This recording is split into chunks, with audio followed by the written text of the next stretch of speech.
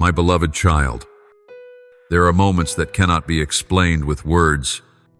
They don't arrive like thunder, nor do they flash like lightning. But the soul knows with an intuition no one teaches.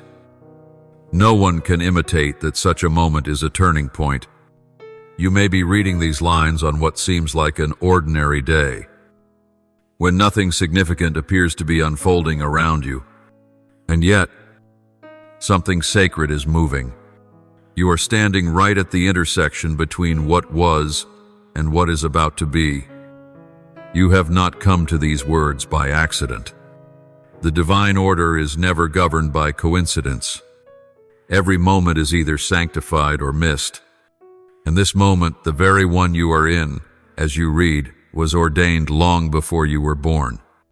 Every decision, every time you turned back, every night you wept silently in the dark has led to this point, now. Because today, an old cycle is coming to a close, and a new one is beginning.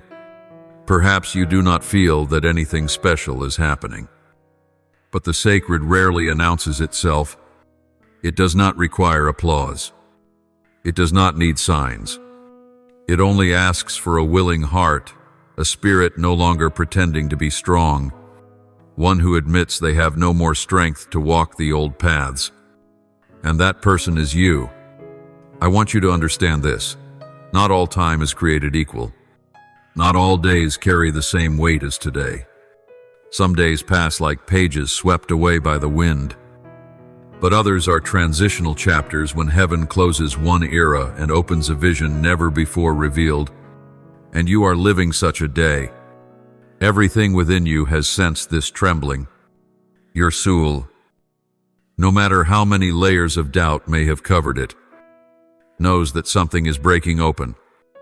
Something is calling you out of the cycle. For a long time now, you have felt that something is about to change. Not because anyone told you, but because you can no longer endure the outdatedness within. Thoughts that once comforted now exhaust you. Dreams that once propelled you now feel unfit. People who once journeyed with you now seem to speak a different language. All of this is a sign. You are being drawn into a profound realignment. But for that to happen, you must recognize the moment. Some live their whole lives never recognizing their destined moment. They pass by the sacred as if it were mere coincidence. They hear the whisper of heaven and call it idle thought. But you are different. You cannot ignore what is unfolding. You cannot pretend to be blind to the touch your spirit is sensing. This is not emotion, nor imagination. This is a summons. And above all, remember this. This moment will not repeat itself in the same way. It is not a cycle you can catch again later. This is the one open door for the transformation you've been silently praying for. If you do not enter, it will close, not because I punish, but because destiny always moves forward. It does not wait for hesitation. My ways are not your ways, declares the Lord in Isaiah 55:8-9. And when his time arrives, all things must yield. Nothing can delay a moment sealed by heaven. But if your heart does not respond, you will find yourself outside that journey not because he rejected you, but because you withdrew. Now is not the time for doubt, not the time to weigh losses and gains. This is the time to surrender, to place your hand upon your chest and say, Lord, if this is your moment, then I do not want to walk against it any longer. That is the first declaration that clears the path for divine shift. Once you accept that you no longer wish to hold on to what is imprisoning you, you give heaven permission to act. Everything in the spiritual universe is converging upon this moment. Angels have been dispatched. Battles in the unseen realm are shifting. The heart of the one you dare not name is stirring, and they don't yet understand why. All of it is being activated by one thing: your recognition that this moment, this very moment, is the sacred hand on God's eternal clock. Do not be deceived by the quiet appearance. Do not think that because nothing seems to be happening, you still have time. When a river begins to change its course, its surface is often calm, but beneath, a whirl is forming. And today, that whirl is your soul. I am stirring you from within, not to break you, but to shape you into a new form, one born for the fulfillment of promise. Time is not merely something you track on a calendar. It is a current measured by obedience. And today, if you yield, what has been delayed will be released. Doors once shut will open. Prayers once suspended in the heavens will begin to descend. Not because you've prayed long enough, but because now, the time is right. Hold this truth close. You were not born to live by ordinary rhythms. You were born to enter moments chosen by heaven for divine action. And today is one of those moments. There is a common misunderstanding in the spiritual life, that what comes from heaven must always arrive with great shaking, with strange signs, or with awe-inspiring angelic appearances.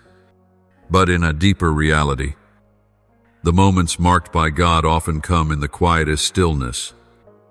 It is in silence that the sacred begins to bloom. It is in the hush that the eternal will quietly takes hold of time. Your soul once feared silence. You saw it as a sign of being forgotten, as proof that your prayers went unanswered. But that is not the truth. Silence is not absence. Silence is the womb where the highest commands are conceived. When God spoke to Elijah, Scripture says he was not in the wind, nor in the earthquake, nor in the fire, but in the still small voice. 1 Kings 19:11-12. That reveals a profound truth. Often, power arrives in quietness, and you are standing in such a moment now. It is easy to be tempted to think, if this is the appointed hour, why don't I feel anything? If this is the door, why can't I see the handle? But remember, you don't need to feel something shake outside to know that a war is raging within.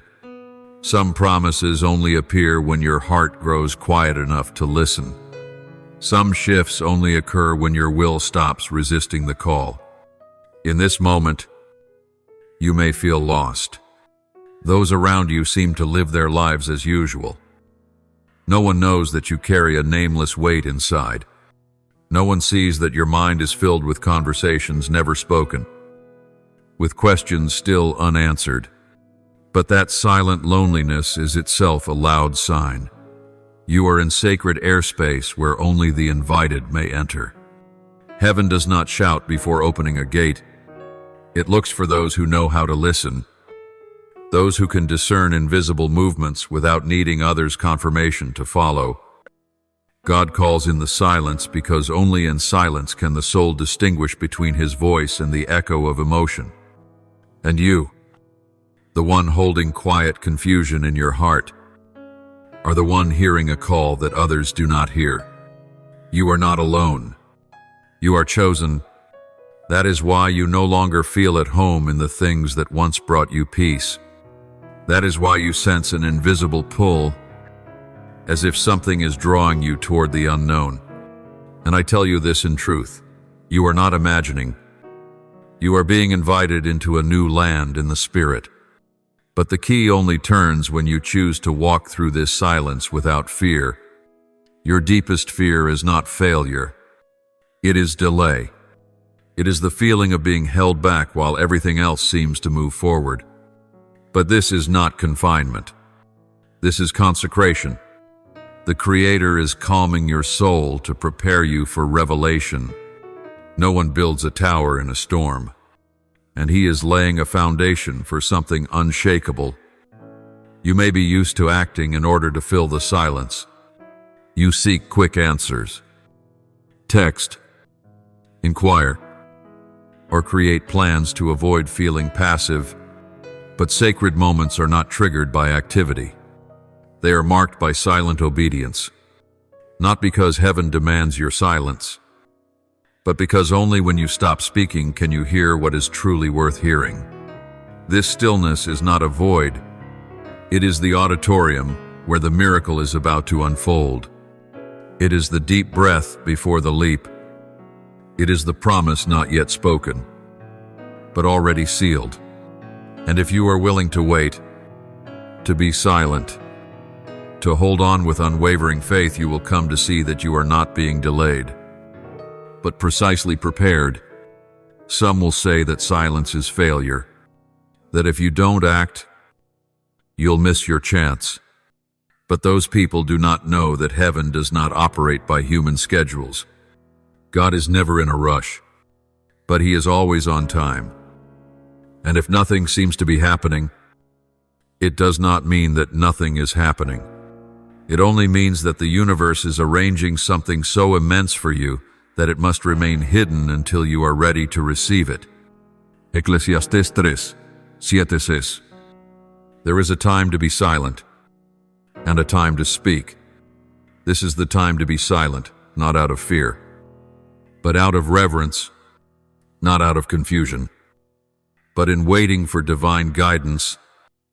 And when you learn to be still before the Lord, you begin to receive strategies that are not revealed to anyone else. Strategies reserved for those who dare to sit in the darkness without a lamp, with only faith. Right now, the gates of the spirit realm are opening, not with a loud explosion, but with a gentle breeze, not through a blaring announcement, but through a stillness that the weak will miss, but the chosen cannot ignore. And if you are still reading this, it is proof that you are listening not with your ears, but with your soul. Do not seek validation from people. Do not wait for someone to tell you that what you are sensing is real, because this moment is not meant for the crowd. It is the prelude to a sacred chapter, and only those whose hearts are undisturbed can hear the rhythm of the drum that has already begun to sound. Time does not wait, but grace is still expanding. And in this silence, if you lift your eyes, open your heart, and say, Lord, I am still here, all of heaven will begin to move on your behalf.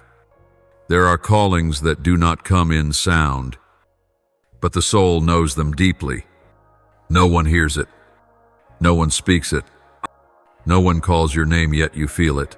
A silent, yet powerful stirring. A calling not spoken by human lips, but from the deep place where your truth still waits to be released. This is not something new.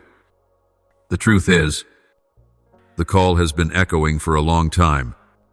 In those moments when you woke up in the middle of the night without knowing why, in the times you felt lonely in the middle of a crowd, in the smiles you gave while something inside wanted to break down, that calling was always present.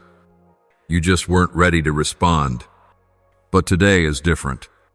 Something in your spirit has shifted. The doubt is no longer there. The excuses have run out. The reasons for delay no longer satisfy. Today, you feel clearly that a higher purpose is calling your name, and whether you try to run from it or not, the calling only grows stronger, clearer, more urgent. What makes this call irresistible is not its volume, but how perfectly it fits your true heart. It touches the hidden longing no one else has seen. It speaks directly to the wrestling inside you, the kind you've never even dared to name. And when that calling comes, it does not ask for perfection, only honesty. You don't have to become a better version of yourself to respond. You just have to be real tired, broken, full of questions, because this calling does not come to punish you for your past, but to lead you out of it, It does not demand you understand everything, only that you have the courage to take the first step. The calling may come through a glance you catch on the street, a song playing at just the right moment, a phrase overheard that hits the exact place of pain in your heart. The things you once thought were coincidences are actually soft knocks from the sacred realm, not loud, not forceful, but full of power. And once you start listening, you'll realize you were never abandoned. You'll look back and see the calling was always there. When you collapsed, it stayed. When you turned away, it whispered still. When you despaired, it held on. It was the faithfulness of that calling that kept your soul from being swallowed by the dark. This is not an invitation to a comfortable place. It is a calling into truth, a truth that may make you weep, tremble, and face the parts of yourself you've tried to forget. But it is also the road to true freedom. No more pretending, no more hiding, no more living someone else's life while your soul is left behind. And you know it's real, because deep down, you no longer want to live the way you did. You're tired of endless cycles with no escape. You no longer want to bend in relationships that lack justice. You no longer wish to offer your heart to things that do not nourish your soul. And that, too, is a sign your heart has awakened. From here on, everything changes. Maybe not on the outside, but certainly on the inside. Because when a person begins to hear the true call of their soul, they no longer compromise like before. They begin to say no to the things that once harmed them. They learn to be silent in the noise, to hear what truly matters.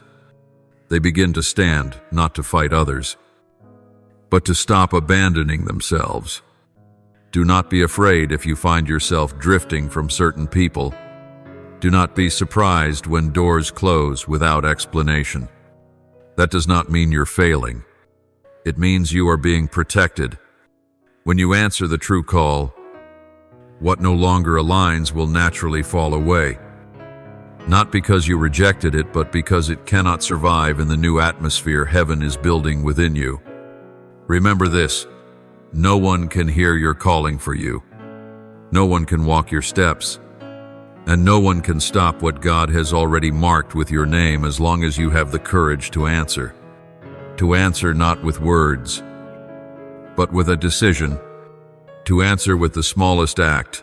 Open your heart, breathe deep, and say, I'm ready, and free. That readiness does not have to be perfect. It only has to be honest.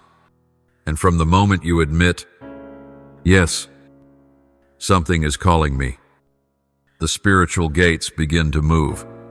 Strategies are released. Divine alignments are formed. New winds begin to blow across the once dry fields of your heart. This calling does not come to enchant you. It comes to rescue you.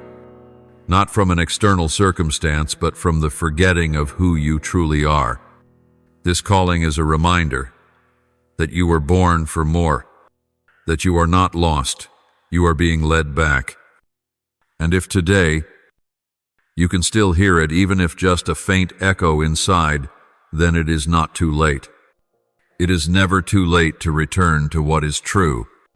It is never too late to become who you were always meant to be. When darkness falls, the soul often feels lost.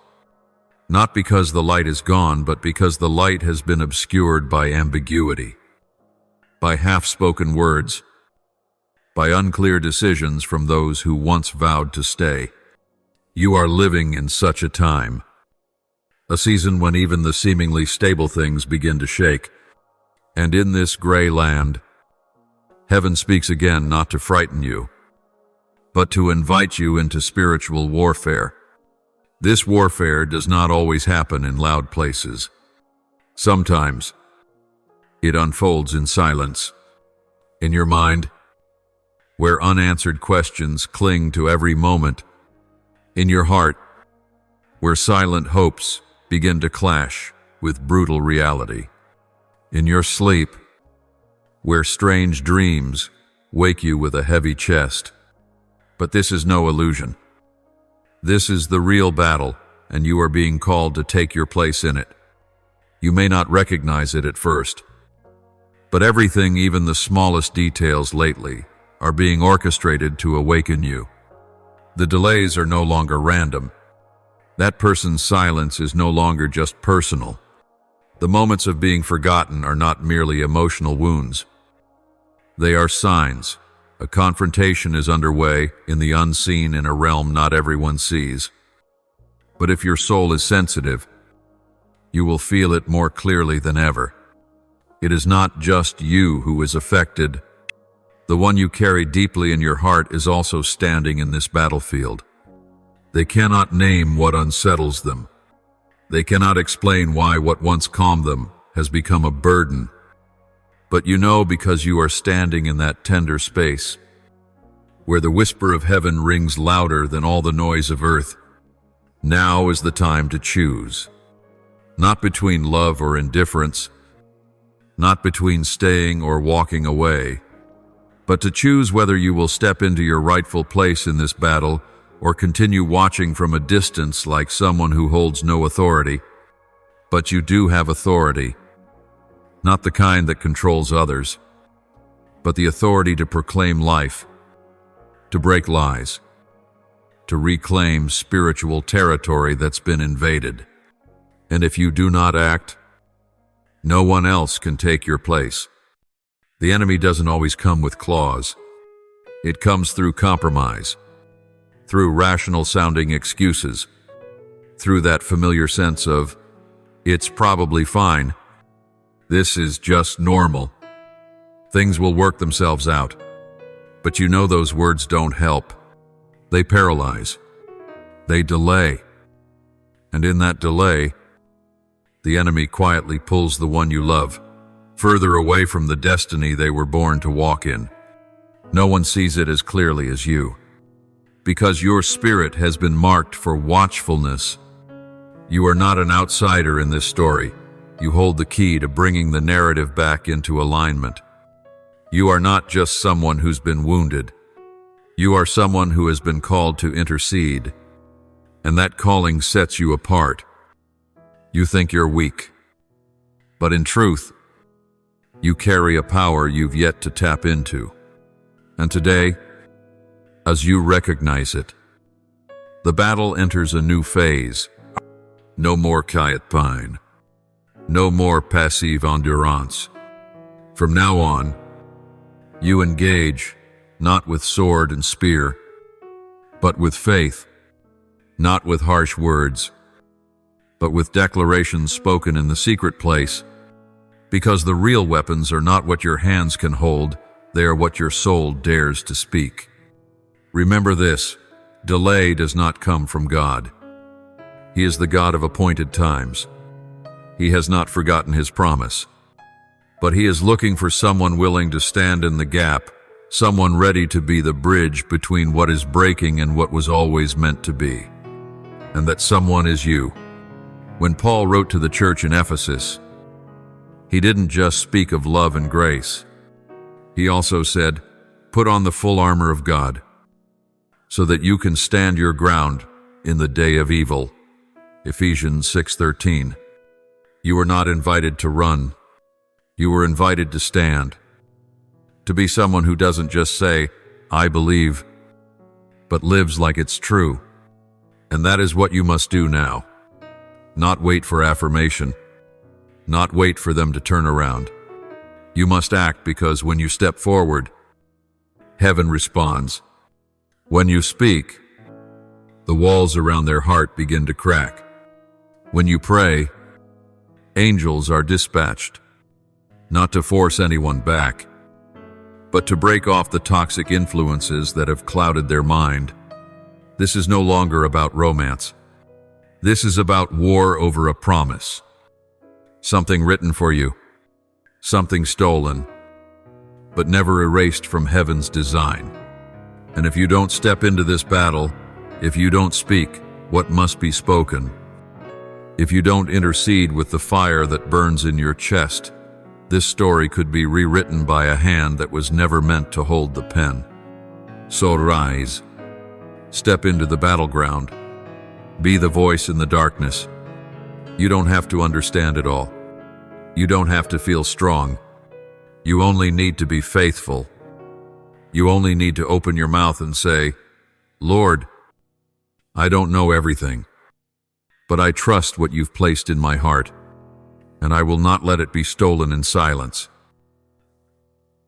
It's easy to believe you're fighting people the coldness of the one you love, the sudden distance between hearts that used to be close, the sharp sting of words that seem casual but cut deep. But if you stop at the surface, you'll miss the greater reality unfolding in the unseen. Because this battle isn't against flesh and blood, but against invisible powers, subtle forces that weave through emotions, memories, and unhealed wounds in both you and them. The Apostle Paul said it plainly, "For our struggle is not against flesh and blood, but against rulers, against authorities, against the powers of this dark world, and against spiritual forces of evil in the heavenly realms." Ephesians 6:12. This isn't poetic metaphor. It's the real map of the battlefield you're standing on. These forces don't act like in horror movies. They don't need to show up in full form. They only need to plant a twisted thought, a quiet doubt, an unresolved memory, a fear of abandonment, a subtle lie dressed as a genuine emotion. And when that seed is watered long enough, it becomes a stronghold, a patch of ground in the soul where truth cannot enter. And it is there where the one you love is stuck. They don't realize they're being manipulated. They think they're thinking it through. They believe they're rediscovering themselves. But in truth, they're being pulled off the path marked out for them from the beginning. They're under the influence of voices that are not from God. And tragically, that often happens right before their breakthrough. When a soul is on the brink of stepping into a new season, darkness doesn't sit quietly. It throws everything. It has unhealed past relationships, unresolved pain, friends who sow doubt under the guise of care, even your silence to plant this thought, maybe I was wrong all along. And if no one rises to shatter that thought, the enemy will use it to rewrite the whole story. That's why your prayer now is not optional. It is urgent. Not to change their will, but to break the invisible forces influencing their decisions. You can't force someone to love you, but you can scatter the darkness clouding their mind, so they see the truth and choose you again, not out of pressure, but from revelation. The truth is, your spirit knew what was happening before the signs became visible. You sensed the shift not in words, but in the atmosphere between you. There were moments you looked into their eyes and saw someone else living there, not because they were lying, but because they were being carried by a current that does not come from God. And if you don't see this as war, you will respond the wrong way. You'll blame yourself. You'll try to become more worthy. You'll beg, perform, offer kindness that can't touch the spiritual root. You don't need to strive harder. You need to take your rightful place as a watchman, a declarer, an intercessor, someone who knows what they're fighting for. Your soul was not equipped to merely endure. It was made to bring impact, to turn words into swords, to wield prayer like a spear piercing the second heaven, where the enemy is building walls of confusion. You don't need to fight with emotion. You just need to fight with truth. And that truth is not fleeting. Feeling it is what God has spoken over your destiny. If you truly believe this connection was ordained by Him, then act like one with the authority to guard it, not with control but with spiritual warfare, not with desperate tears but with powerful prayer. Because the enemy does not fear your sadness, it fears your faith. The one you love doesn't need another call. They need a deliverance, not from you, but from all that's binding their soul in darkness. And that only happens when you speak not into their ears, but into the spirit realm. When you pray, you are not talking to the air. You are recalibrating reality. You are calling heaven into forgotten territory. You don't need to shout. You just need to be unwavering. You just need to not give up. Because if you dare to stand, the miracle will come. Not because you earned it, but because you believed. Not because you were strong enough, but because you refused to leave your post. The invisible realm does not fear people who know doctrine. It trembles before those who live faith. And if you are that person willing to step into spiritual warfare through prayer, then no force can stop what God has destined for you. In every spiritual battle, there comes a moment when there is no more room for hesitation. A time will arrive like the very moment you are living in now, when you must make a choice. Either stand firm to protect what heaven has entrusted to you, or forfeit what was meant for you because of delay, doubt, or fear. And the heartbreaking truth is this: many do not lose because they were defeated, but because they failed to rise at the appointed time. There are things which, once fallen from your hands, will not return in the same way. Not because God cannot restore, but because the timing of divine alignment is sacred. It does not last forever. If you do not walk through the door while it is still open, your hesitation will cause you to be left behind in the very story where you were meant to play the leading role. You are feeling the weight of it, that invisible pressure of a moment you cannot name, yet cannot deny. No one is forcing you to choose, but heaven is watching your response. The angels are not looking for strength from you, they are simply looking for obedience. Because it is obedience, not perfection, that unlocks the journey God has ordained for each person. If you fix your eyes on the present circumstances, you'll find many reasons to retreat. That person seems distant. The words that once comforted you now feel unfamiliar. Your mind is surrounded by doubts. Did I imagine all of this? Am I chasing a fantasy? Did I put my trust in the wrong place? But in truth, what you're experiencing is not the end, it's the testing point. And at that very point, destiny separates those who press forward from those who turn back. In every story chosen by God for glory, there is always a dark night before the dawn. That was the moment Moses felt abandoned in the wilderness. It was the time Joseph sat in a prison cell, though he had done no wrong. It was when David, though already anointed king, was hunted from the palace, living like a fugitive.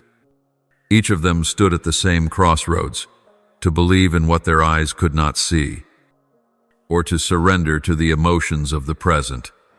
And you are the same. You are standing at a decisive junction, to hold fast to what heaven has planted in your heart, or to let circumstances distort your vision.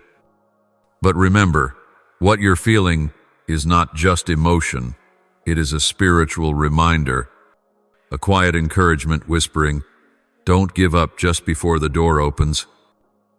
You may think that steadfastness naturally belongs to the strong, but in the kingdom of God, standing firm always begins with surrendered weakness. When you confess, Lord, I can't carry this on my own, that is precisely when He intervenes. That is when His grace becomes your strength. And that is when your surrender becomes a weapon no enemy can withstand. The truth is, you are not alone in this battle, even if you cannot see it. The one you are fighting for, they are also feeling the tension. They are being pulled between two forces. One is the call from deep within. The other is the whisper of unhealed memories. They are not unfeeling. They are struggling. And your prayer is the hand reaching through the darkness, drawing them back into the light. That is why you cannot retreat. Not because you are the only one who can save them, but because you are the only one interceding for them with a genuine heart. And that carries more weight in the spirit realm than any argument or persuasion. People may deny spoken words, but they cannot resist the spiritual impact released by a soul that dares to stand firm. When you remain steadfast, you are creating a spiritual shield around that person. You are delaying wrong decisions. You are shielding them from lies being poured into their heart. And even if you don't see the results immediately, every prayer you whisper is weakening the enemy's strategy. Every hidden sob is being rewritten into a weapon in heaven's armory. True faith is not measured by present emotion, but by your willingness to do what is right when no one sees, no one applauds, and no one promises a return. That is the essence of faith, to walk forward with only a promise and no visible proof. And if you stand firm at that point, you will not only hold on to the one you love, but you will also hold on to the prophecy hovering over your life. Today's choice doesn't only affect you, it affects the entire chain of events that will shape the future. A small act of steadiness today could be what prevents another soul from stepping into the wrong path. A simple act like prayer might be the very thing that pulls a drifting heart back to its divine destiny. You don't know all that will happen, but this you can be sure of: if you choose to stand today, you will never regret it, because God has never abandoned anyone who dared to trust Him in the dark. You will never truly grasp the impact of a whispered word until it becomes the reason behind a destiny-shifting decision. In these days, the one you're praying for, the one who once looked at you like no one else could ever take your place, is now surrounded by countless voices. And the issue isn't that they lack love, it's that they are beginning to believe something that isn't true. Passing day, little words chip away at their loyalty. Someone says, "Think about yourself for once." Another adds, "Maybe it's time to try something new." And then a familiar voice, laced with unresolved pain, whispers, "Are you sure they really love you?" These words sound caring, but they are in truth poisoned daggers pointed silently at a divine connection. You are not present in those conversations. You are not there when they text someone else, when they listen to vague stories from people who once left and now return, but your spirit feels it. Something is off balance. Not obvious, not loud, but undeniable. And the truth is this: if you don't act, those whispers will become their compass, even if it's leading them astray. When a wounded heart is repeatedly exposed to false messages, it begins to redefine love, restructure trust, and ultimately reject what was once true. The person you love doesn't hate you, they're confused, because those whispers don't come with evil faces. They wear reason, compassion, sometimes even the voice of freedom. But their true aim is to sever the soul from what God has established. You cannot stop others from speaking lies, but you can use your authority to reverse their influence. How?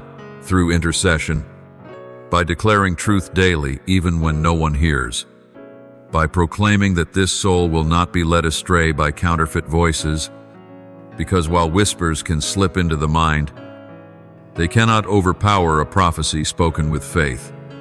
There is something important you must realize. Those who are sowing these whispers do not always mean harm. Often, they are wounded souls themselves. They speak from pain, from a lack of true love. They don't realize they are becoming tools to steal something sacred. And that is why this battle cannot be won through anger or argument. It can only be won by faith and mercy, guided by truth. Picture the heart of the one you love as a garden. Every word they hear is a seed. Some are healthy, some are poisoned. And when you don't sow the seeds from heaven in time, others will plant the wrong ones. Words that sound reasonable, but rot the roots of unity. So what must you do? Be the faithful gardener. Pray as though every word is a seed. Declare as though every sentence is living water. And trust that good soil will not reject the seed sent from heaven. It's sobering to think that one unchecked lie can send a soul off course for years. But it's also wondrous to know that one timely prayer can reverse an entire chain of seemingly final decisions. That miracle doesn't come from human strength. It comes from the one who created words, the one who spoke light into the chaos. And you, made in his image, carry that same creative power in your mouth. Do not allow the deceptive whispers to be repeated in the land entrusted to you. Do not remain silent while someone is being drawn away by a voice that sounds right but lacks the breath of heaven.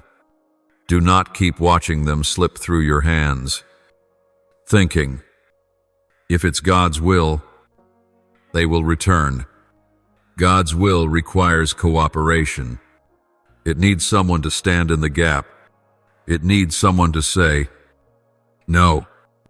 No word from the enemy will be established in this person's life. No scheme of darkness will prevail over their soul. Oh, life and death are in the power of the tongue. Proverbs 18:21. If the enemy is whispering daily, then you must speak louder in the spirit. Whether in a quiet room or without an audience, you must declare what God has ordained, not to make noise, but to recalibrate the sound, to remind the atmosphere of heaven's voice in a space where truth is being distorted. You once thought, I don't know what to do. But today, today, you understand that your silence is being exploited. And only when you break it with a sacred declaration can the turning begin. Speak what needs to be spoken. Intercede with all your heart. Declare as if their life depends on it, because it truly does. Wrong decisions are not always made out of a lack of love. On the contrary, many times, sincere emotions are twisted by the invisible hand of fear. And the most dangerous part is, fear doesn't come in a hateful form. It often disguises itself as concern, as self-protection, even as love. It keeps people from stepping forward, worrying that one misstep could cost them everything they're trying to hold on to. And so wrong choices are made not from a lack of love, but from an abundance of fear. The person you're interceding for is caught in that storm. They don't hate you. They don't want to hurt you. But they are surrounded by whispers that make them question their own heart. A part of them still remembers the sacred connection between you, but another part, the one under attack by past wounds, betrayal, and stories spun from the outside, is asking, am I just deceiving myself? And it is in that moment that fear begins to manipulate. It doesn't shout. It only whispers. Be careful. Don't be foolish. True love doesn't make you feel anxious like this. These words sound reasonable. But the real issue is that the anxiety doesn't come from love, but from a force trying to steal what is holy. And if no one stands to shatter the fog, the one you love, will walk away, not because they no longer feel, but because they believe retreating is the safer choice. I say this so you understand. They're not trying to cause you pain. They're not intentionally betraying you. They're simply listening to the wrong voice in a moment of weakness. They are trying to protect their heart, but they've chosen to build walls instead of bridges. And in the confusion, they don't realize that it is those very walls keeping them from the love that you have faithfully guarded. This beat every storm. The sorrowful truth is, when someone chooses to protect themselves by denying a sacred bond, they not only lose the one they love, but also the opportunity to be healed. Because only within a relationship led by God can the deepest wounds be reached and transformed. But if they allow fear to be their counselor, every action they take will be driven not by freedom, but by barriers. Fear is a clever manipulator. It doesn't incite immediate action. It simply plants ideas. It whispers stories from the past. It magnifies old mistakes, disappointments, and painful experiences. It causes a person to see the present through a cracked lens, and then conclude, I should stop before this all falls apart. Enzer, but the truth is, it's not the connection that is falling apart. It's their perception that has been deceived. And if you don't intercede, if you don't use your faith to rebuild the spiritual wall around them, they will choose wrongly. Not because they want to, but because they can no longer see clearly what's right.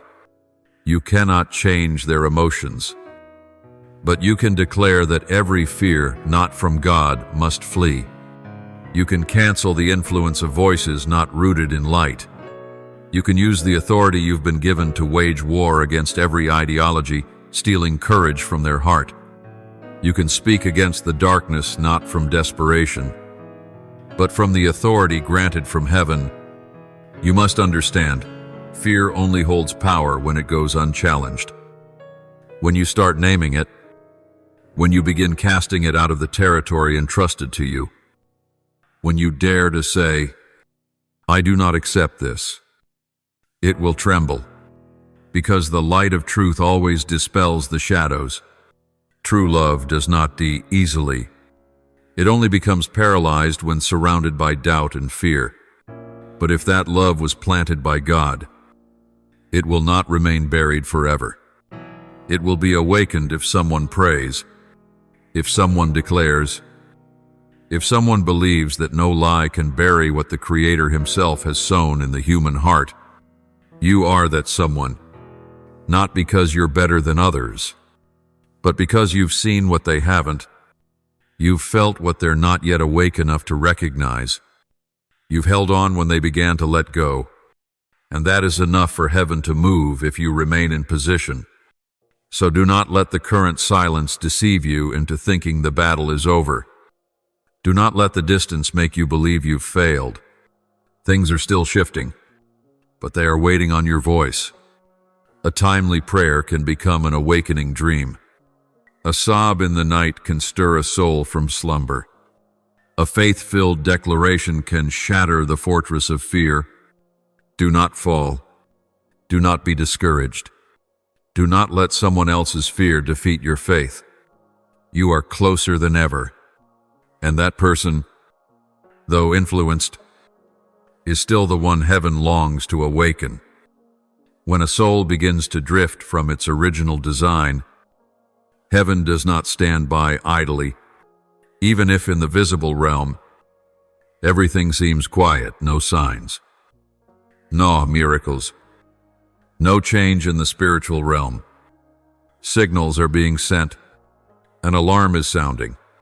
Not to condemn, but to awaken, not to judge, but to call a lost soul back to the path God designed from the beginning of time.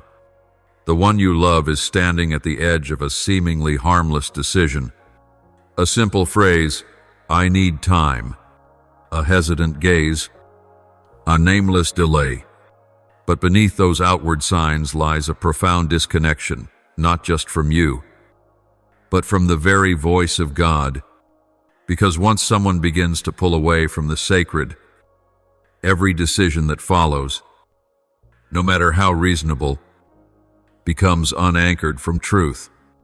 And in that moment, heaven's alarm sounds, not in a sound audible to human ears, but through an inner stirring. They cannot name what they're feeling, but their sleep becomes restless. Their heart grows uneasy without reason. Their personal plans stall. What once brought comfort now feels heavy. They seek peace in others but feel foreign in their own language. This is not coincidence. It is the call of heaven trying to say, "Stop, reconsider. Something is veering off course." They don't know that you've prayed like never before. They don't see that every time you bury your face in your pillow, you lift their soul to God's throne.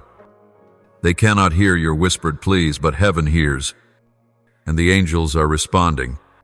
They are surrounding that person with an unexplainable urgency, and if you remain faithful in intercession, that warning bell will become impossible to ignore. Sometimes, heaven's reminders don't come through divine dreams or supernatural signs. They arrive through a sudden conversation, a sentence that hits a wound, a random memory of you. These pieces may seem disconnected, but when arranged by divine hands, they form a clear picture, and that picture always points to one truth, the reality they've been trying to ignore. But remember, heaven can warn, but the final choice belongs to the person. That is the beauty and the weight of free will. Even when all signs are clear, if they choose to close their eyes, the path will lead them away from the good prepared for them. That is why your role is not only to pray, but to awaken. Not by texting, demanding, or clinging, but by living faithfully to what God has placed in your heart, by holding your spiritual ground, unmoved by their shifting emotions, by reflecting the steadfastness of the one who never gave up on you, even when you were confused or wanted to walk away. Remember the story of Job. When everything was stripped from him, he continued to proclaim God's faithfulness. And that unwavering faith became a trumpet in the invisible realm. There are people who will not back down, even under trial. You are in such a season where your steadfastness is not just an expression of love, but a spiritual weapon guarding the sacred from the thief. They may be caught in a fog, surrounded by voices not from God, enticed by promises that sound sweet but are hollow. But if, just once, they listen to that inner pull, if, just once, they are honest with themselves, they will realize no one has ever understood them like you. No one has waited with such patience. No one has fought for their soul with silence and tears the way you have. And if that truth is acknowledged, they will awaken. The warning bell is not just to prevent a mistake. It is an invitation to return to truth. A call from heaven. Remember who you are. Remember who was given to walk with you. And only when someone prays, believes, and persists, will that bell become too clear to ignore. They may not have responded yet. They may still seem distant. But if you continue to intercede, the moment will come when they can no longer run from that sound. A call, a dream, a chance encounter that makes them stop, look up, and realize they are about to lose what they'll never find again. And when that moment comes, to be found already in the posture of forgiveness, the one who does not let wounds build walls, who does not turn silence into resentment, who does not wield love as a punishment but extends it as an invitation at the right time, in the right place. to the right person. You may not know the day or hour when the warning bell will awaken them, but you do know this: the sound has already been rung. And if you continue to keep the flame of intercession burning, its light will become the signal that leads them home. Not every eye can see what is happening in the spirit realm. Not every ear can hear the voice of God, and not every heart is awakened at the same time. In every spiritual journey, there is always a phase called the sifting, where God no longer speaks to the crowd but chooses to speak to one. And that one is you. You may be surrounded by many. They read the Bible, they pray, they attend church, gather, and share their faith. But not everyone carries within them a vision so weighty that it burdens their very sleep. Not everyone feels their heart grow heavy every time that person appears in their mind. Not everyone is compelled to intercede, even when they themselves are exhausted. And that is the evidence. You are not like them. You are carrying a burden. Heaven only entrusts to the one it deems faithful. Your heart was not awakened by chance. It is not the result of fleeting emotion or blind affection. It is the spiritual response of a soul that has been breathed to life by vision. And that vision did not come from a film, a book, or some romantic conversation.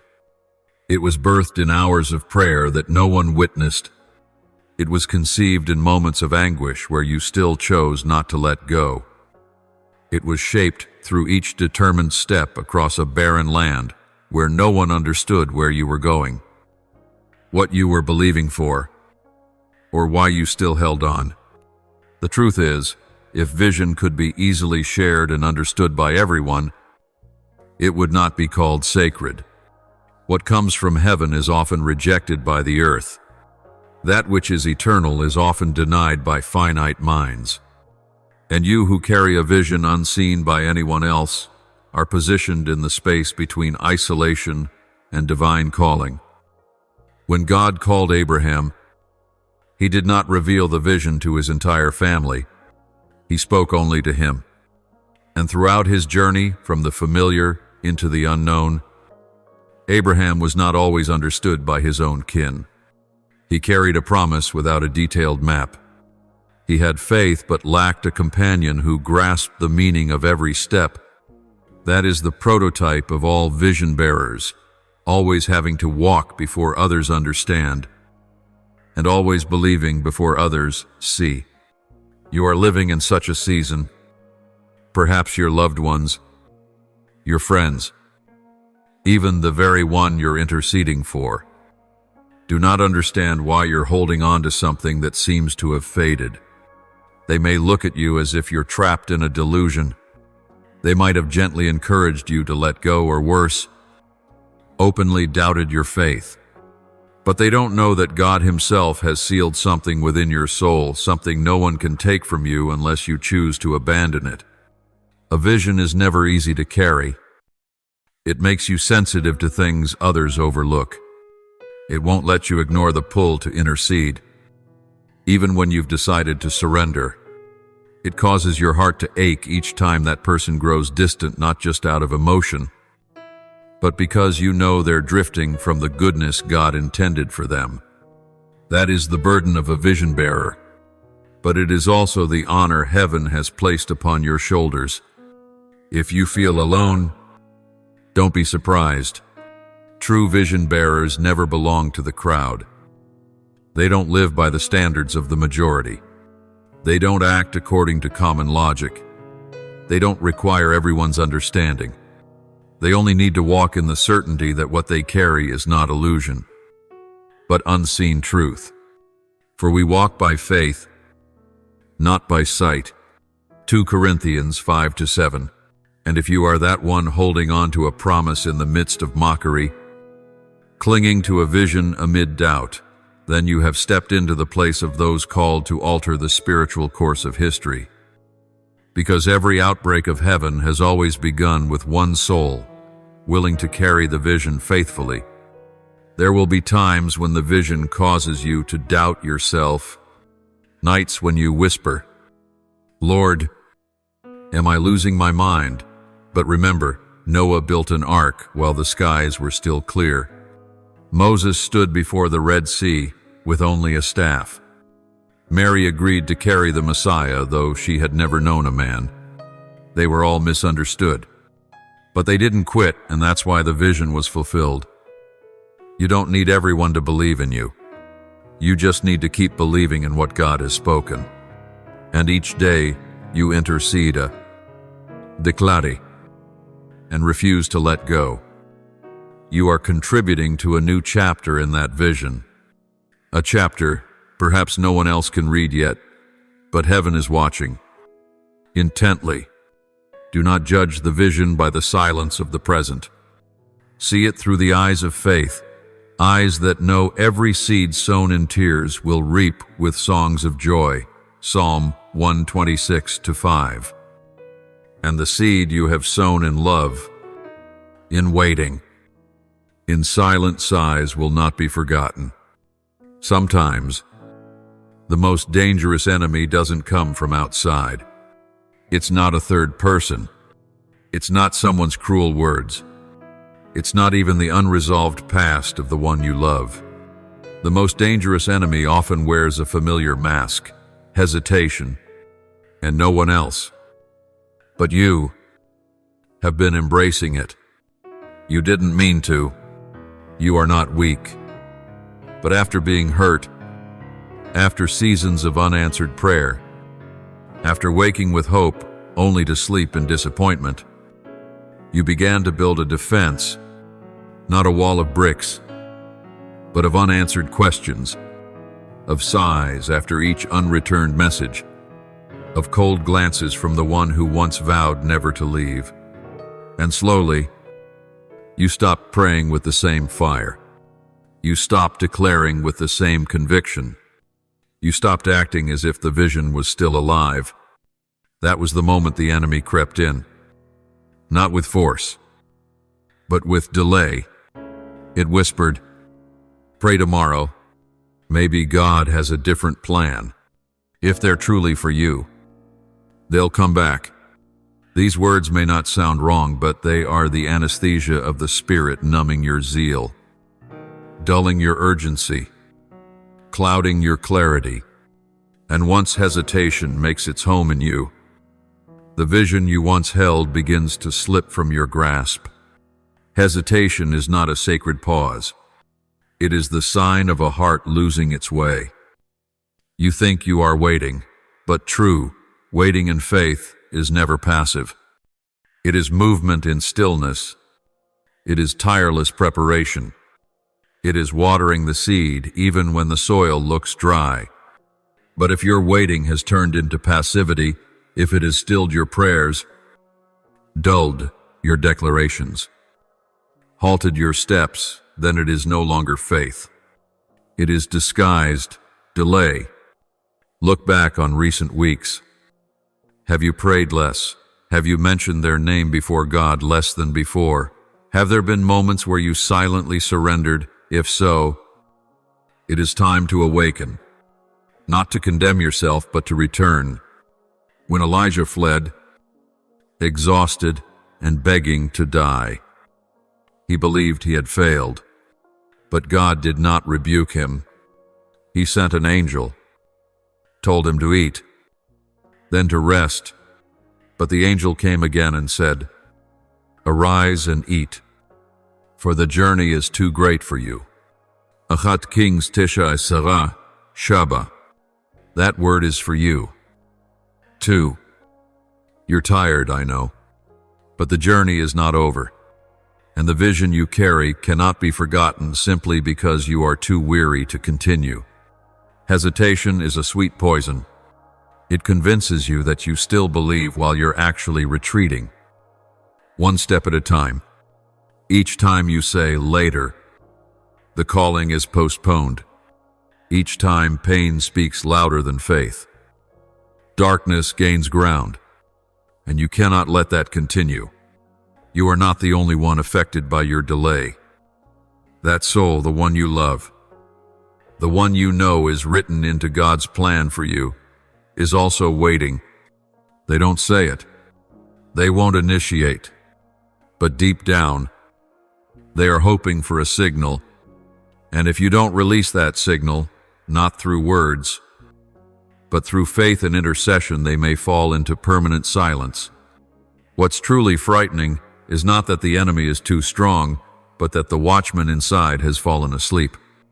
You were placed in this position not to stand in silence, but to stay awake, not to retreat, but to stand firm, not to look for someone else to pray for you, but to become the one holding the gate for the spiritual rescue waiting to unfold. Hesitation has stolen too many lives. It has erased too many names from callings that were meant to be theirs. And you cannot afford to become its next victim. The vision you carry is not a fantasy. It is a sealed promise. And if you act at the right time, its fulfillment will come. But if you continue to hesitate, the door may close not by God's refusal, but by your own silence. Today, heaven is waiting for a response, not a display, not a spectacle, just a simple act. Bend your knees, speak their name, declare life over their soul, and break every strange voice that has been influencing their mind. Though unseen by human eyes, angels above will answer, the heavens will open, and a chain of events will be set in motion, not because you are strong enough, but because you refuse to let hesitation steal your reward. Today is a day of decision, not theirs, yours. Either you will stand firm, or you will slip into a sweet but dangerous complacency. And if you truly believe the vision is real, then do not let delay rewrite its ending.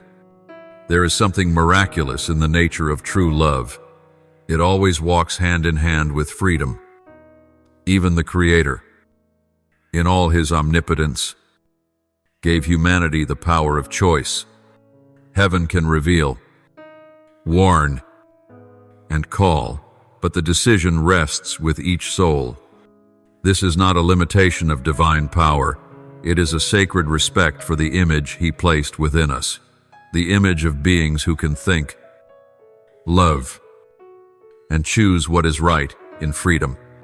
Yet, there are moments in spiritual history when heaven must intervene, not to overpower, but to rescue, not to control, but to offer a final chance before a wrong decision becomes eternal. Such interventions are rare. They are not for every circumstance. They are reserved for appointed times. When one person's choice doesn't just affect themselves, but the destiny of others, the one you love is standing at the threshold of such a choice. They are approaching a turning point, after which not all paths will remain open. And in this moment, heaven is intervening not to override their will, but to awaken a heart that has grown weary and dull of hearing. This intervention doesn't come with force. It comes through unusual dreams, through chance encounters that stir buried memories, through subtle signs that repeat with such frequency the soul cannot ignore them, and most of all, through a quiet unease that now settles over places that once felt safe. You may not know it, but they are being awakened. They don't understand why the new choices no longer satisfy them. They can't explain the emptiness they feel when speaking what seemed like reasonable goodbyes. They think they've let go, but when they see a picture, hear a melody, or read an old message, their heart trembles. These are not coincidences. These are heaven's silent yet powerful interventions, not to punish, but to protect a promise that was once planted deep in their heart, but over time was forgotten, buried beneath pain, circumstances, and misleading whispers. Now, God is reminding them, not with a roar, but with a gentle, loving whisper. You may have forgotten, but I have not. God's intervention is not always comfortable. It brings sleepless nights. It disturbs what once felt certain. It makes it impossible to pretend everything is fine. But the goal is not suffering, it is awakening. To bring them to a moment of clarity, where they must ask themselves the only question that matters. Is this path truly the one meant for me? This is a sacred intersection, where free will and divine intervention meet. And in that intersection, if someone is interceding, pleading earnestly for that soul, then the power of prayer becomes a catalyst, making heaven's touch stronger, swifter, clearer. That is why your role cannot be diminished. You are not merely someone who once loved. You are the one holding open the spiritual gate for a soul that has lost its way. Heaven does not violate freedom, but heaven will shake the heart. And that shaking must be supported from the earth. Every prayer you lift is like a bell ringing in the spirit. Every time you cry out for God to move, angels are dispatched. They do not force, but they whisper into that person's spirit. Words only a soul once united with yours can recognize. They stir remembrance. They bring light. They push back the counterfeit voices masquerading as truth. If you stop interceding, the intervention weakens, not because God lacks power, but because in this battle, He has chosen to work through human cooperation. God does not need you to show His glory, but He wants you, because that is how He shows His love through those who are willing to partner, to stand firm, and to persist even without visible results. That person may believe they are making free choices, but in reality, they are surrounded, not by force, but by protection. A spiritual perimeter built by faithful prayers, silent tears, and an unyielding belief. And you are the one holding that space for them, so that when they fall, they do not fall too far, so that when they awaken, you are still there not to judge, but to welcome them back into unfading love. Understand this: free will is both a gift and a crossroad. And if today you intercede, if you rekindle the flame of faith once more, then that person will be faced with a true choice, clearly seen in the light, not hidden by shadows. And when they see clearly, when they hear clearly, when they remember what God placed in their heart from the beginning, they will not be able to look away. Not everyone receives such a moment. Not every vision is preserved until the end. But you are standing in a rare season where heaven's intervention and your cooperation can change everything. So do not delay. Pray as though an entire story is being rewritten. Declare as though your words are opening heaven's gates, because they are. You are not begging. You are participating in a sacred rescue, where heaven is waiting for a voice from earth to move. There are days that look like every other day. The sky remains unchanged. The breeze moves gently past your window, and the world carries on without any sign of urgency. But in the spirit realm, something has shifted. An invisible door, sealed since the beginning of time, suddenly opens, not with noise, but with a trembling no one can see. Not with public announcement, but with a quiet stirring in the soul. The time has come. Oh, that day might be today.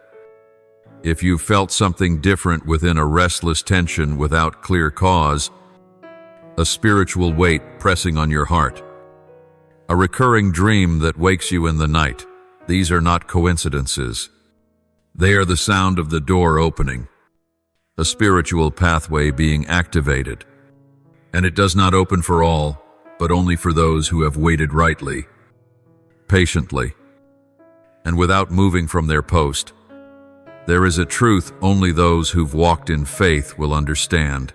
God never opens doors randomly. He waits for the moment when both the intercessor and the lost soul reach the intersection of awakening. Only when one soul refuses to retreat and the other begins to question their path does a crack appear, a tear in spiritual space-time, just wide enough for heaven to break in. Today, that opening is here. You don't need to see it with your eyes to know, because the shaking begins within. Do you feel something inside being stretched? Something calling you to pray with more urgency than usual? A silent voice whispering, "Kneel, speak, call their name." That is the echo of the shift. And when that echo sounds, you cannot remain still, because something is happening on the other side. The one you've waited for, the one you thought would never return, is being stirred. No one knows. They haven't posted it. They haven't told friends. But there is one thing they cannot control: an unexplainable urge invading their mind. They are beginning to remember you, not with romantic nostalgia, but with a yearning they can't explain. A quiet knock in their heart, calling them back to what they left behind. Do not underestimate what is unfolding in the invisible. Restoration rarely begins with action. It begins with a thought, a memory, a quiet question. Did I take the wrong path? And that's when heaven begins to move more powerfully than ever. Every unexpected meeting, every dream, every disruption to their current plans, they are bricks forming the road back. A path that leads them to what their soul has always known to be true, even when emotion tried to deny it. But the shaking won't always be gentle. It may throw everything around you into disarray. Things that seemed stable begin to shift. Your own plans get delayed. People who stood by you start to leave. Your mind becomes strangely alert. None of it is punishment. It is clarity from God, saying, "I am doing something. Don't step back. Press on." When God is about to do something great, everything small gets disturbed, because He never builds something new on an old foundation. He must tear down, unsettle, and make you unwilling to return to the familiar, so you are fully ready for what's coming. And if you feel uneasy, don't mistake it for instability. It's the first tremor announcing the arrival of a miracle. In Hebrews 12:27, the Lord says, "Once more, I will shake not only the earth but also the heavens." This shaking is not destruction. It is purification. Only what is established by heaven will remain. Everything else will be swept away. And in this season, God is shaking your life, their life, and everything surrounding you, not to ruin, but to remove the false and leave only what He has ordained. The spiritual door does not stay open forever. It comes with a season, and you are now standing at the threshold of such a season. If you miss it, nothing will be lost entirely, but you will have to wait for a new cycle, another restructuring, the next wave of shaking. Yet, if you step in now, you will witness the very thing you wept for, prayed for relentlessly, and sacrificed for in silence come into bloom. So do not confuse disruption with misdirection. Quite the opposite. It is proof that you are on the right path. The enemy only attacks when it senses something is about to be birthed. The shaking you're experiencing is the echo of a door swinging open, a door that not only leads you into a season of restoration, but also creates a path for the one you love to find their way back. No one enjoys watching something come to an end. Human nature clings to habits, to the familiar, to the illusion of safety, even when pain becomes its own form of comfort. But in God's plan, there are things that must come to an end, not because He wants to take from you, but because, unless it ends, the new cannot begin. Miracles cannot be born on outdated foundations. Restoration cannot come in a defiled environment, and promises cannot blossom in soil still tangled with roots of the past. God loves you too much to let you stay in the neutral zone. He hasn't called you to hold on to the vague or unclear. There is no room for half-belief and half-doubt in a genuine spiritual journey. So, at some point, He will intentionally shake your life so that everything not of Him falls away. Not to harm you, but to make space for what He truly desires to do. Look at what has quietly faded from your life. Maybe it's a friend you've stopped talking to, a project that once looked promising but suddenly failed, a plan you invested time and energy into that now feels useless. None of that is punishment. It is pruning. God is clearing the soil of your life to prepare for what He's about to plant, something that requires a pure, solid, and untainted foundation, untouched by the residue of the past season. The one you love is going through a similar process. They may be clinging to things that seem good, a new relationship, a promising job, a lifestyle they think has given them freedom.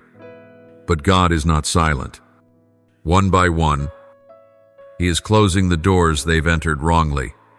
He is showing them that those relationships do not bring true peace. He is allowing them to feel a void that only He can fill. The truth is, there are losses that are necessary. If Joseph had not been rejected, he would never have made it to Egypt. If he had not been abandoned, he would not have entered the palace. If he hadn't endured years of misunderstanding, he would not have had the strength and wisdom to save a nation. Likewise, if you do not go through this season of loss, you will never see what God is preparing to give. God never ends anything without the intention to begin something better. But first, He needs you to let go. And sometimes, what you need to release isn't a person, but your expectations. You thought things would unfold in a certain way, that the person would return after one emotional conversation, that if you loved enough, everything would naturally fix itself.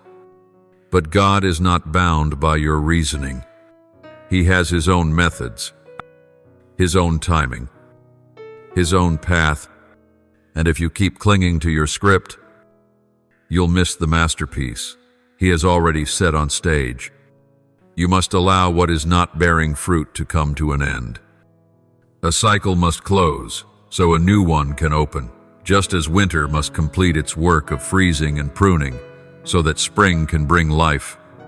Do not grieve what has been taken away. Give thanks that it no longer has the power to hurt you. For if God allowed it to leave, He is surely preparing something greater. Miracles do not arrive in caves. God does not place His holiness amidst disorder. He needs an environment that is ready, a heart that no longer wrestles with what does not belong to it, a spirit that surrenders to the truth. Not my will, but yours be done. It is at that point that power begins to move. You no longer resist truth. You no longer hold on to what is destroying you. You are no longer anxious about being left behind. You simply say, Lord, if this must end, let it end. I trust you are leading me to something better. And He will. The moment you embrace endings as part of the process, you will discover that peace does not come from keeping things intact. It comes from knowing that God is in control. The one you love may not have returned yet, but you are no longer ruled by emotion. You pray not out of fear of losing them, but because you know God is writing this story and he never writes unfinished ones. Let the old things pass. Let heavy expectations dissolve. Let love be refined, not blind love, but love illuminated by spiritual wisdom. And when you do, the miracle begins, not with thunder, not with a mighty wind, but with a deep stillness in your soul, a quiet knowing that something new is forming. God is closing doors that do not lead to life, but at the same time, He is opening gates that no one can shut, and you are being invited to walk through, not with hands still clinging, but with a posture ready for something greater. There are moments in the journey of faith when you don't need another promise.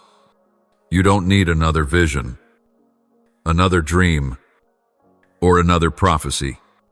What you need is a confirmation, simple, clear, undeniable, a sign that tells you everything you've believed, waited for, endured, was not in vain, and you will receive it, because God never leaves true faith stranded in ambiguity forever.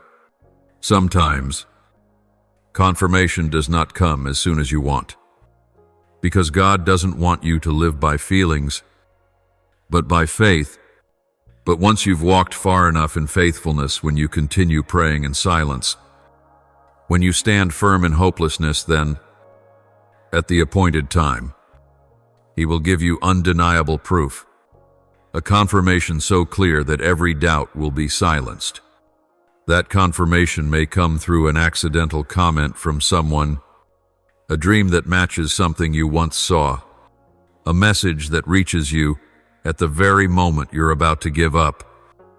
Even a look, a meeting, a coincidence that no one else notices, but your soul instantly recognizes. This is the sign. This is the moment. Oh, maybe you've doubted yourself. You've asked God, am I wasting my time? Am I believing in something that isn't real? Will they ever come back? And yet you keep praying even when no one sees. Even when you yourself don't understand why the flame is still alive. But it's in that quiet perseverance that God has been preparing your day of confirmation. Not because you deserve it, not because you're strong, but because you did not abandon the position He gave you. And now, that confirmation will come like a witness from heaven that He is still working. And what you are holding on to is real. In Scripture, when Joseph was in prison, no one thought he would be rescued. Even when he interpreted the dream for the cupbearer, the man forgot him for 2 years. But at the right time, Pharaoh had a dream no one could interpret. And then Joseph was remembered. That was confirmation, not a random wind, but proof that the time has come.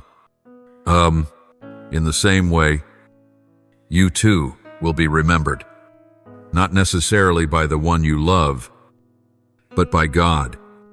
He will place you in their thoughts, in their dreams, in their heart, in a way that cannot be resisted.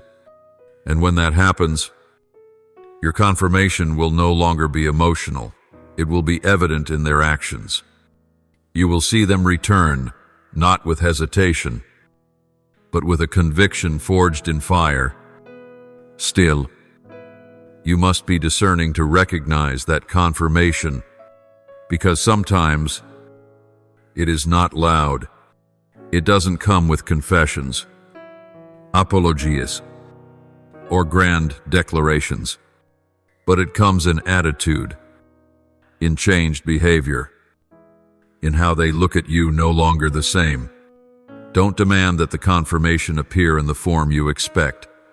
Learn to perceive it with your spirit. And even if the confirmation doesn't come through them, it can still come from heaven. Maybe it's a verse you read that bursts into light in your heart. Maybe it's an unexplainable peace flooding you after a night of tears. Maybe it's a testimony from a stranger that speaks exactly what you're going through. That's how God confirms not to satisfy your curiosity, but to strengthen your faith. Remember, no one waits on the Lord and is forgotten. Every tear you've cried is gathered by Him, Psalm 56:8. Every whispered prayer in the night has been recorded. And when the time is full, the confirmation will come like rain on dry ground. You've faithfully guarded. Don't be afraid when others doubt you. Don't be shaken when no one believes in the vision you carry. Because on the day the confirmation comes, every mocking voice will fall silent. Every skeptical eye will be amazed. Not because you're great, but because your God is faithful. He never leaves true faith abandoned in the dark. And if today you are in that very season, the season where everything is still unclear, where every promise remains unseen, and every hope feels fragile, then I want you to know this: you are closer than ever to the final confirmation. It will come, and it will be so clear that no one, not even you, can deny it. So keep going. Pray one more time. Hold your position for one more day, because the day of confirmation will not be late. And when it comes, you'll know it was all worth it. My beloved child, something sacred is happening right now, something your eyes cannot yet see, but your soul feels deeply. A person, a soul that once walked away, is beginning a journey of return. They're not saying it aloud. They're not calling your name in midnight messages. But something is stirring within them. Something is breaking, not their heart, but their pride, not their logic, but the veil that once blinded them from truth. And as it shatters, the light begins to seep in.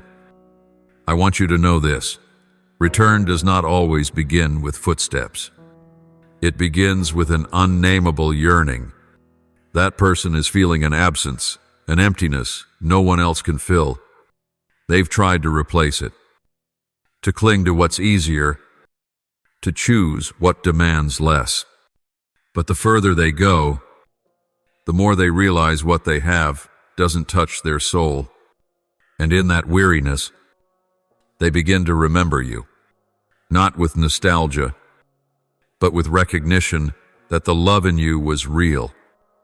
That your intercession wasn't emotional attachment, it was a spiritual call that still echoes in heaven each night. That your eyes held not control, but compassion, and that's what has begun to make them question their decision to leave. No one is forcing their return, but heaven is gently moving them. Each sleepless night, each morning that feels weightless but empty, each moment of silence becomes a bell of memory ringing against the walls of their heart. And, dear one, the most beautiful part is, they have no idea you are still praying. They think you've forgotten. They assume you've let go. But right when they've stopped thinking of it, right when you've sent no messages, sought no contact, spoken no words, God places you in the center of their mind again. As vivid as ever, they begin to dream of you. Not romantic fantasies, but visions that speak. Sometimes you're standing still, just watching them. Sometimes you're walking away. Sometimes you're crying. These dreams don't come from their subconscious, but from the Holy Spirit. For there are things the soul must see in sleep. When logic is tired and the walls of the mind are down, then they begin to see you everywhere. An old song, a familiar place, a voice, a walk, a phrase, each detail, a puzzle piece of memory being reassembled, not to make them feel guilty, but to help them realize they have lost something precious. You don't have to do anything. No messages need to be sent. No effort is needed to remind them, because it is God Himself who is doing that on your behalf. He is orchestrating a spiritual environment where a return is quietly unfolding, not through noise, not under pressure, but through the gentle yet powerful persuasion of the divine. That person is changing, little by little. They don't know what to say yet. They haven't dared to come back, but that doesn't matter, because what's happening in their heart is what truly counts. And you are not permitted to doubt. Don't focus on the physical reality. Don't measure by actions. Measure by movement in the spirit realm. And I tell you clearly, they are returning, not just to you, but first to themselves, to their true value, to the faith that once flickered out, to the calling that was forgotten due to pain or deceit. And once they rediscover themselves, they will find their way back to you. Not because you are a place of refuge, but because you stood there the whole time they wandered, not to control, but to intercede, not to imprison, but to preserve. The returning soul does not need interrogation. They need to see that the light is still burning, even if only a small flicker. They need to know no one is waiting to condemn them, but to welcome them home. And you, yes, you, are the vessel for this return, not through many words, but through steadfastness, holiness, and a quiet power. So do not abandon your post. Do not be disoriented by what you cannot yet see. Do not question when your prayers haven't manifested before your eyes. Know this: the truest things are not always visible first, but they are happening in every breath, in every gesture, in every unnamed ache that they carry. The wandering soul is coming back, not because of fleeting emotion, but because of a stirring from heaven. And this time, the return will not be temporary, because it is not built on emotional impulse, but on the foundation of true transformation. My beloved child, when the soul begins to return, the first sign is not outward reunion, but inward healing. God never restores halfway. He doesn't just mend surface-level relationships. He desires to heal from the root. And that has already begun, not loudly, not dramatically, but deeply and enduringly, even now, within that person. A process of spiritual restoration is taking place layer by layer, moment by moment, like an old wound finally being opened to receive true healing balm. This is an extremely critical phase, because if you become impatient, if you rush to fix things, you might disrupt the process the Holy Spirit is initiating. That person does not need to be pressured to return. They need to be seen as a soul in recovery, not a sinner to be rebuked. And you must have the eyes of grace to see them through heaven's lens, not through the filter of your pain or expectations. They are beginning to face things they once avoided. Old wounds, mistakes they used to excuse, thoughtless words, defensive actions. All of it is now coming into focus, not to condemn them, but to allow them to face and release it, because there is no true healing without confronting the truth. Do not be surprised if they grow quieter. Do not be anxious if they are not quick to say sorry. This silence is not a sign of distance, but a witness to internal transformation. They are learning to be honest with themselves, something they have avoided for a long time. They are no longer justifying, no longer blaming. They are simply looking at what's been broken and asking, why? And that question, asked in the light of God, will unlock the door to true healing. The Holy Spirit is the deepest healer. He doesn't only heal emotions, but he also renews faulty beliefs, skewed views of love, self, and others. He is doing that work in their heart, and part of it is because of your relentless intercession. Every word you've spoken through tears, every time you chose silent forgiveness, every moment you resisted responding in anger, all of it has been medicine God is using to tend to their inner wounds. And you, too, need healing. Don't think your pain is any less. Don't dismiss the hurt you endured being misunderstood, abandoned, labeled as too sensitive or too rigid. I saw it all. I witnessed every moment you forced a smile while your heart was breaking. I saw how you blamed yourself, even when you did all the right things. And now, I want you to let go. Not just let go of them, but release the burden you've carried for too long. The burden of expectation, of feeling unworthy, of not being good enough to make someone stay. Today I speak this over you. You are precious in my sight, not because you are perfect, not because you are always strong, but because you remained faithful, even when it made you feel alone. And your reward is not just the return of a person, but the full healing of your own soul. A healing that doesn't depend on an apology, but on the truth that you are chosen, you are kept, and you are being restored by my own hand. True healing is never rushed. It is not about forgetting the pain, but replacing it with peace. It doesn't erase the memory, but it washes it with the light of truth. You will remember what happened, but the sting will be gone.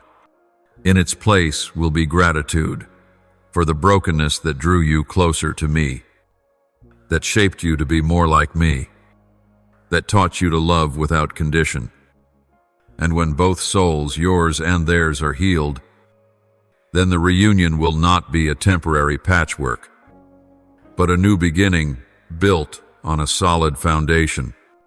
No more fear, no more control, no more hiding. Only clarity, trust, and a love refined by fire. My dear one, healing has already begun, and the best thing you can do now is remain in my presence. Let me continue my work in their heart, and you rest. Let me heal the deep cuts in you. Let me wipe your tears. Let me restore the laughter, the lightness, and the faith you once lost, because soon, this return will no longer be something you hold on to by faith alone. It will become reality. And when that day comes, you won't have to keep it alive with your own strength, for I myself will be the foundation of this new bond. Beloved child, when healing reaches the roots of the soul, and when both hearts have undergone the unseen refining, what follows is not a resumption, but a brand new beginning. But this time, it will not resemble the past. It will not be built on fickle feelings or shaky promises. This new beginning is born of spiritual awakening, guarded by maturity, and led by me. You once wondered, if they come back, will things return to how they were? And I tell you today, no. Because how it was no longer fits who you are now. You have changed. They have changed. And if a relationship is rebuilt exactly as before, it will crumble as it did before. But if it's rebuilt according to my design, it will stand firm through every storm. The new beginning I'm preparing for you is not merely emotional restoration. It is a full redesign, a new way of communicating not driven by fear of pain, but by true trust. A new way of loving not rooted in the need to be filled, but flowing from wholeness in me. A new way of walking, not two people trying to match, but two souls journeying together in the divine purpose I've ordained. If before, the relationship centered on you and them, now, at the center is me, No one needs to hold the other down. No one needs to compromise their essence just to be loved. But both must bow before one greater than themselves, willing to let me lead, and learning to love as I love with patience. Endurance. No jealousy. No demands. No selfishness. Do not fear starting over, because even if it is a beginning, it is one in the light. I was there when everything fell apart, and I am here now, laying every new stone, not to build a house on sand, but on solid rock, the rock of truth, forgiveness, and mature love. Perhaps they will return with hesitation. Perhaps they won't know how to begin. But do not worry. As long as your heart stays soft and open, as long as you don't carry old wounds into new conversations, as long as you remember that I am the one rewriting this story, you will know how to step forward without being held back by the past. Remember, a new beginning does not mean denying what happened. It means looking at the past without being bound by it. It means learning from what broke in order to step into what endures. It means keeping the lessons, but letting go of the pain. It means understanding each other more deeply because both of you once strayed, and now both have been brought back by the same grace. In this new beginning, I will also give you both something more precious than anything: the ability to truly see one another's soul, not just understanding. Deep recognition, reverence, and support. No more misunderstandings. No more defensive reactions. No more emotional games. Only purity, clarity, and the courage to speak truth, live truth, and love truthfully. And the most beautiful thing is this: this beginning is not just for you two. It will be a sign for others. This relationship, if built by me, will become a beacon for wandering souls. It will stand as proof to the world that separation is not the end when heaven intervenes. It will show others that love is not a story of perfection from the start, but a story of forgiveness, perseverance, and faith, even when all seems lost. You may wonder, how will I know this is truly God's restoration, and not just a human cycle? My answer: by the fruit, by the peace that doesn't come from emotion, but from the Holy Spirit's confirmation, by the consistency in action, by the mutual gaze lifted toward me not to convince each other, but to follow me together. And when that happens, you will not doubt, because your heart will know not by outward signs, but by the voice within: this is the time. This is the person. This is the long-promised beginning. Oh, my child, I rejoice that you didn't give up, that you stood firm, that you believed not in a person, but in me. And now, I give you a new beginning, not like before, but better, deeper, truer. So open your arms wide, not to hold on, but to receive, not to control, but to walk together. Let me lead, and you will see. This beginning is beyond anything you ever dreamed, because it is divinely designed. Thank you for listening to today's message. Make sure to subscribe and turn on the notification bell so we can continue to receive the living words together. Build unshakable faith and walk in the boundless love of God. Amen.